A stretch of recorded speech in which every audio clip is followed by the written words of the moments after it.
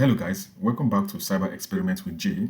So where we test tools, we break things and learn by doing. So in today's experiment, we'll be doing a quick dissection of an email header using a real message from SANS Institute, which is for short for the Sysadmin Audit Network and Security Institute. That's SANS. So who is SANS? So SANS is one of the most respected organizations in cybersecurity, right? So it's going to be a perfect example to show what a clean, legitimate header looks like. Okay, so now let's jump right in. So to begin, we will navigate to our browser and open a Gmail to access our Gmail account to get a live email.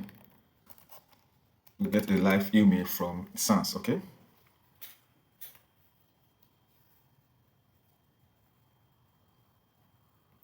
So now we enter our email address. And for the password, we put a very, very strong password that you can't know. Then confirm authentication. So that is two-step verification to know to grant a second level of security.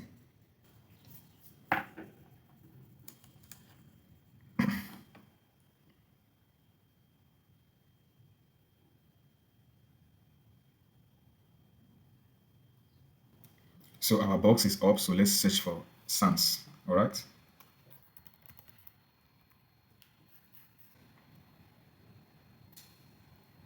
So here is email newsletter from SANS. So let's quickly check. Let's really quickly start with our email header analysis. So first thing first, I'll be teaching you on how to get the header from an email. So to do that on Google, on Gmail, so move towards this more where you have these three dots. So you click on it, you scroll down, then you see where you have this show original. Then you select that. Then you have this option to either download or you click copy to clipboard. So in this case, let's choose download so that we download the header to our system. So it's downloaded, then we'll use this folder to access, to open the folder, then we can open here in terminal, all right? So we can start doing our analysis and start dissecting, all right? So we're in the downloads folder, so we'll do an ls to check the content of what we have. Then so we're going to open this in the Sublime Text. So to do that, we just call on the Sublime tool. Yeah, and so yeah, that is it. So now we are up on Sublime 2. So now that we have the email header open in Sublime Text, now let's go straight in. So first email header, we are going to be focusing on the most relevant part of the header. Number one, we'll be focusing on the receipt feed. We'll be focusing on the from, the reply to, the return part, the message ID, and the content language. All right. So now let's go quickly on what this means. Okay. Now the receipt feed actually shows the part the email took. All right. So starting from the beginning, where you have the first received, this is the first received, is there from the received FPF. So the first received actually shows the first received is the first line that tells us where the email originated from. So in our case, it's actually coming from the SANS email server, all right? So as you can see, you said it's from the MTA, that's the mail transfer agent email.sans.org, all right? So it's coming from SANS. So the first received you see is actually the one that is closest to the sender, all right? So from what we're seeing this analysis, that this is actually coming from the SANS, from the SANS SMTP server. So that is this mail is coming from the sans.org, all right, and it's actually resolved to this IP address. So we can see we have one artifact already. So this IP address, we'll check it to see if it's actually resolved to this, email address, all right, to this mail address, all right. So secondly, we'll be working on the from. So what is a from? Okay, no, before the from, so in other cases, we have just one received and we have the second received. But in some other cases, we normally do have several received. That is, this each received talks about how many the parts or the hops that the email actually transfers to before finally getting to the final destination. So the final receipt or the last receipt you see here is actually the one that is closest to the recipient. As you can see in this case, you can see that this my email server, which is Google Mail Server, the Google Mail Server SMTP, you can see with the ID, actually resolved this mail to my mailbox, all right, on this address. This is an IPv6 address that you can actually resolve to an IPv4 address, and we can do a whois lookup on this particular address and see where it's coming from, all right. So this is the last bus stop, or that is the last hop that the mail transfers through before hitting my mailbox, all right. So in other cases, you might see several receive. So these are just telling you that these are the different checkpoints the mail got to before going to the next hop, just like that. It's just like somebody that's traveling from the US and is probably going to South Africa. So when you leave the US, you get a stamp on your visa on your passport, right? So let's say you're having like multiple stops. Your first stop could be like Egypt. When you get to Egypt, they give you a stamp, and that stamp tells you that you were here, all right? So you leave Egypt, you continue your journey. Maybe you stop at Ethiopia. So on getting to Ethiopia, that's the second stop, right? So you get another stamp. So those stamps are just evident that you were here. So in our mail service system, so every receipt is actually a stop or a hop that tells you that this mail actually went through this region, right? So next, we're going to go to the to the from. Now, the from, which is this is the from. So the from is actually the sender's address. All right. So this from is actually saying that this email actually originated from where? Sans news byte. So it actually is coming from the news byte of Sans. All right.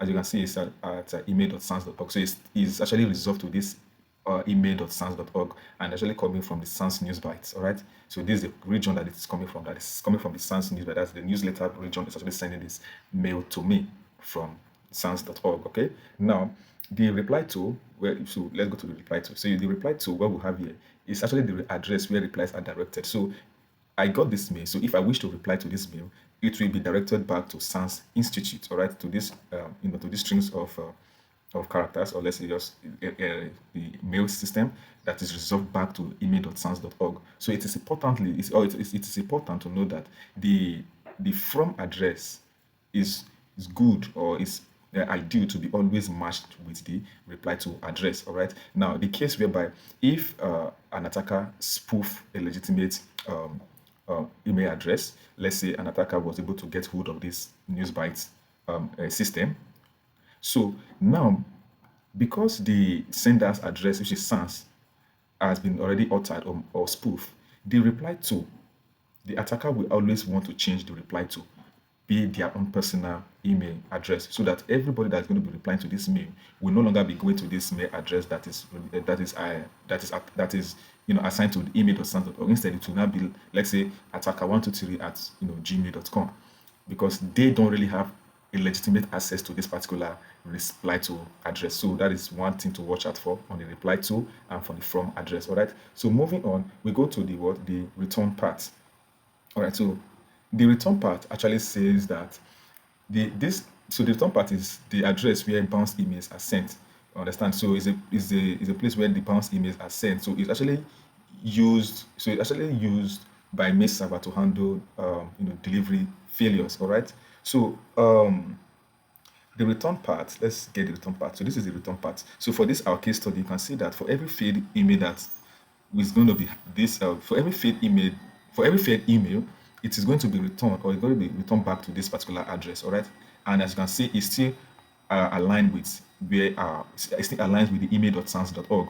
But what you can see here is at the bounce, it's at the bounce location. So that means for every email that fails to deliver to a recipient, it will be redirected back to the bounce folder or bank server, the bounce server. So this is really handled by its server itself. The difference between the return part and the reply to part is that the return part is handled by the server itself, while the reply to is handled by the human. So humans will use the reply to, while the server will use the return part. All right. Now, next on our list is the message ID. So what is a message ID? So a message ID is actually a unique identifier generated by the sending server, and it's usually tied to the sender's domain. So in our case, let's get the message ID and let's talk about the message ID. Now, so in our case, on line 73, the message ID, this is the message ID, all right? And as I said, it's actually a unique identifier that is generated by the sending server that is usually tied to the sender's domain, all right? So as you can see, you can see it's MTA and .local. So if you resolve this, you see that it's still tied back to sans.org.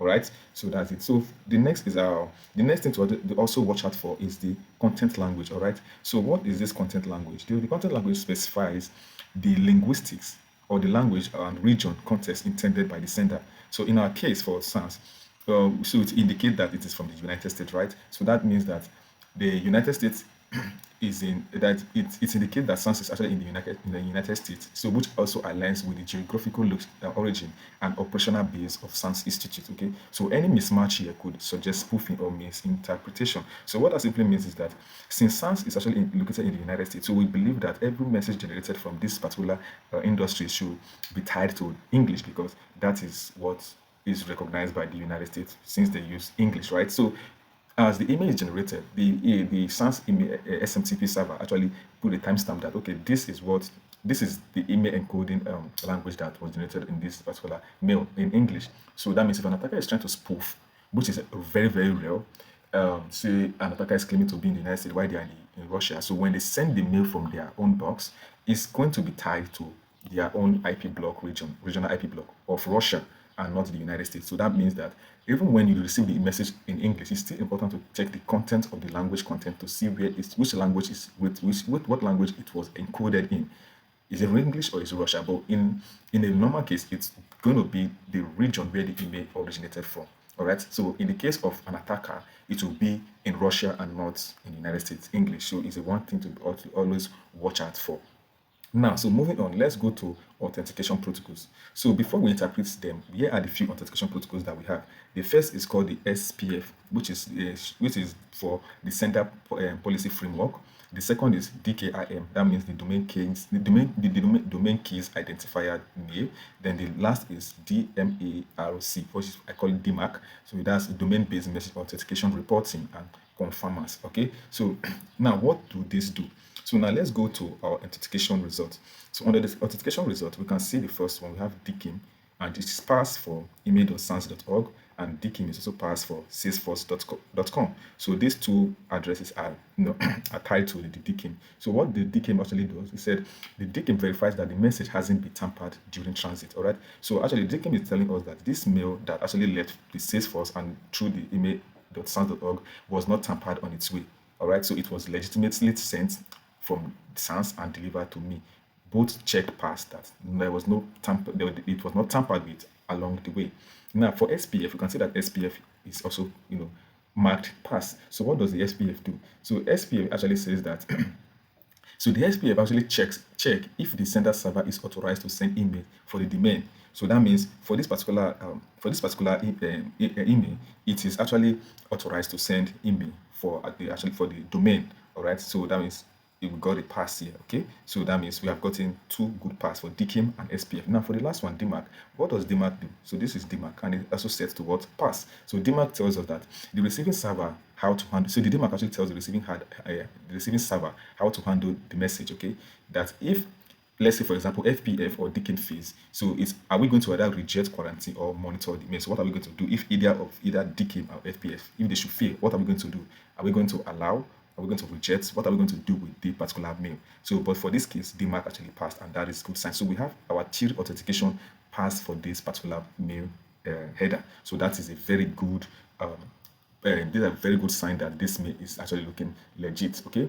Now moving on. So in our case, we are going to be using a few industrial tools to actually help us, analyze email in a very, very, quick and in a very, very fast way. All right. So if you don't want to use all of these, many what we have here. All right. So we could just use the online tools that is provided for us as security analysts to help us analyze mail header effectively and efficiently. So the first on our list is called the MXToolbox. So to be able to use MXToolbox, what we are going to do is that we are going to get the IP address that is assigned to this our mail header. So we go to the received. So under the received, you can see that we have the MTA, the mail transfer agent for email.sans.org, and it's resolved to this IP address. So our first artifact is this. So we copy the IP address, and we head on to our browser. And on the browser, we go to MXToolbox, and this is it. So once it's open, let's click and continue our analysis on the email header. Okay, so we click on the analyze header, and we just go to our mail system, copy. So sorry, we copy. We're not using the IP this time. We are analyzing the header. So we copy, not the IP address. Sorry, that was a mistake. So we copy, then we come back here and we paste, then we click on the analyze to see. Now we will get a result of the mail header. And so that to help us analyze the header in a quick and sufficient way. All right. MXToolbox. What does MXToolbox actually do? So MXToolbox actually helps us to visualize the routing part of how the email actually how the email actually traveled. All right. So the total time travel for this mail was actually 62 seconds. That was pretty quick. So it took the email 62 seconds to leave its original sender before it gets delivered to me. So now we're going to check our second tool. The tool we're going to use is let's make use of the Google tool. So the second tool we are going to be making use of for our analysis is the Google Admin Toolbox. So we'll just go and do Google Admin Toolbox. Let's just say email header. Let's just make it faster. So so here is it. So we'll click on it and wait for it to load. And this is it. So what does this Google Admin tool help us to do? So the Google Admin tool actually helps us to check the delivery delays. All right. So we just have to copy and paste our email header and just click on analyze the header above, and let's wait for the results. Now this is the result. Now the results. The first thing that we could notice here is the message ID that is actually unique to the sender's location, right? So this is the message ID. So we can actually check to see if it's correct. So let's go to the message ID. On the message ID, it should be here. Yeah, this is the message ID. As you can see 800B86. So this is it at local. So when we go back, I will see that they matched. Yeah, you can see. You see this and this. There's a match, right? So this is legitimate, and you can see that the time it was created at 9:26 to 2:05, and this is the exact time and the second that it left, right? And it took 63 seconds to travel from the sender to the receiver, right? And you can see the from address is from newsbyte@email.sans.org and coming to me, and you can see that you can see the subject line. Then you can see the SPF that we're talking about. You can see SPF is for pass on this particular IP address. The DKIM is for pass, meaning that this mail was not tampered while it was transversing through the network or through the internet. And this is the mark or pass. So with this, you can see that this is actually a legitimate email. And you can see 63 seconds, the mail transfer agent from sans.org went to the Google, resolved here, and all passed. So we have a very good analysis here for our email header, saying that our email traveled from this particular region to this particular destination. All right. So now let's quickly do something we didn't actually do. So when we go back to this email header, so let's take out the IP address, right? So our first artifact that we actually got, or the artifact that we got for this email, we'll go to the received, the IP address that was resolved to. So let's actually do a whois lookup to see if this IP address is really for sans. All right. So we go to open the bar, then we go to whois domain 2. So let's use this with domain 2 and let's click on it to see if this IP address is actually resolved for sans, and if it's, and let's know the region it's actually located. All right. So we can also do this through the terminal by doing whois and put the IP there and let it roll. Or we can also come here and just put the IP and click the search button. So whichever comes first. So let's see this. So for this, we can see that it's for Salesforce. The name is for Salesforce. And you can see the location is in San Francisco. You can see the address. So you can see more details about where it's coming from. You can see it's for ARIN, and this is for American Registry Internet for Internet Numbers. I believe I'm correct. That's American Registry for Internet Numbers. So yeah, so that's the IP block that's having that of the North American, the northern part of America, right? So that is it. So so let's go over here using these domain tools to see.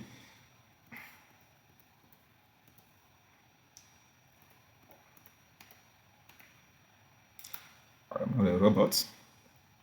So let that open. So once it's open, you can see the IP location is actually in the United States, and it's saying that, and it's for salesforce.com, and you can see the sentence for Salesforce and registered. You can see the resolved host is for mta.email.sans.org, and it actually matched. So as you can see, it's actually matched the resolved host we have here. You can see there's a match. So that means this is showing more of authenticity, or more of how authentic this email header actually is.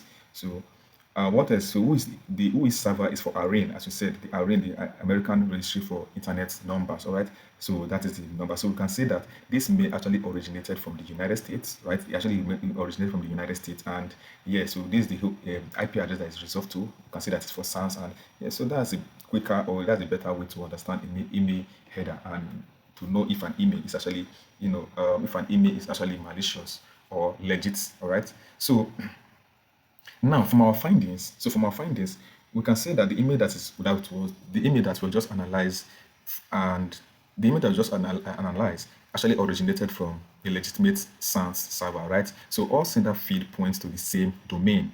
All right, all senders feed point to the same domain, so there's no sign of spoofing or delay abuse. It took the image 64 seconds to transverse through the network or through the internet, so it will be difficult for an attacker to intercept this through that time delay. So that's why for every receive you watch, it's important to check the received header that you are working on to know how long it took the mail to travel through the internet. So if you have longer delays, then there are possibility that this mail might be intercepted or might be delayed, or something might have happened along the way, which you have to question its originality. All right. So so for our OS lookup, it's actually confirmed that the IP is actually registered under the IROIN. That is the American Registry for Internet Numbers. So it's actually matching the sender's location. So that is it. So SANS is actually located in the US, and it's actually matching the ARIN, which is also the American Registry for Internet Numbers. That's also matching the location. So that's actually a plus. All right. So for our conclusion, then so so to conclude this episode of our email analyzer, I try to make it as brief as possible and keep it as light, as simple as possible. So that was actually a quick forensic look at email header dissection using a real-world example. As you can see in our analysis, we use a real, email for our analysis, and we use the SANS Institute for it. So the truth is, we have actually skipped the deeper parts of the technical stuff and focus on what really matters. All right. So one, we try to verify the sender's identity, to check the authentication, and use simple tools to confirm the legitimacy of our email that actually come to our mailbox. To end this, I will have to say thank you for watching Cyber Experiments with Jay. So if you like this and found it interesting, please don't forget to give it a thumbs up and hit that subscribe button and follow for more experiments. So until next time, keep learning, keep experimenting, and keep building. Thank you very much, and do have a lovely day. Bye bye.